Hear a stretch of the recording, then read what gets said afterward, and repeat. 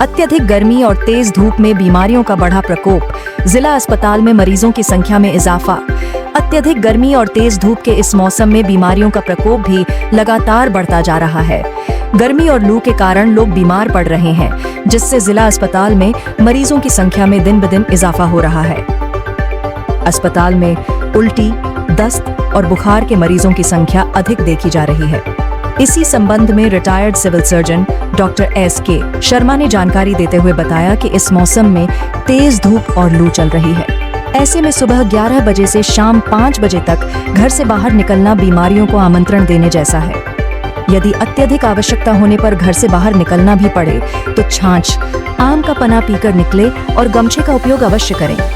साथ ही बाहर का खान पान बिल्कुल न करें। यदि किसी भी प्रकार की स्वास्थ्य समस्या होती है तो तुरंत डॉक्टर से परामर्श लें।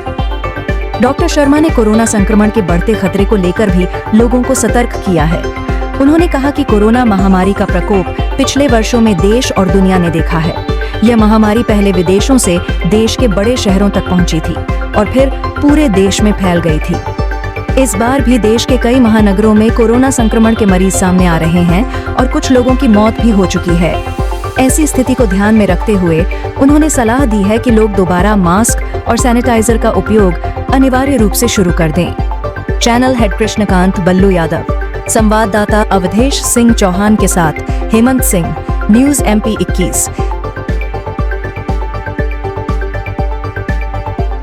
समय गर्मी काफ़ी पड़ रही है और 40 डिग्री से ज़्यादा तापमान रह रहा है और लू जैसा प्रभाव है।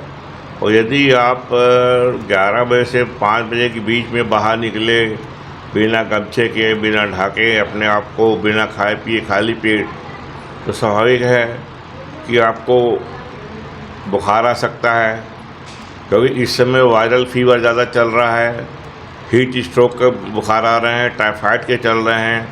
इन सब की वजह से पेट की बीमारियां, पेट दर्द और दस्त के मरीज़ बहुत बढ़ गए हैं और वायरल के कारण सर्दी, खांसी, बुखार के भी मरीज़ हैं।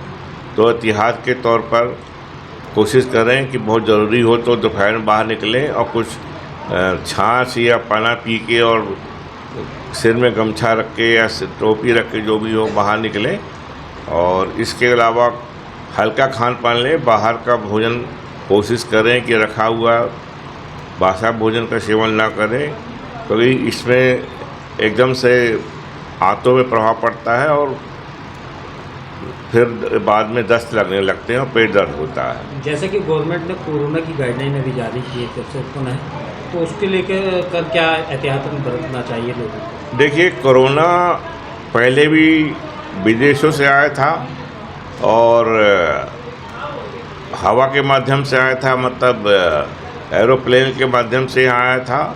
और बड़े शहरों से आते आते मध्य प्रदेश में जैसे इंदौर में चालू हो गया है, कई कुछ केस हुए हैं और कुछ शहरों में कुछ मृत भी हुए हैं, बड़े शहरों में देश के।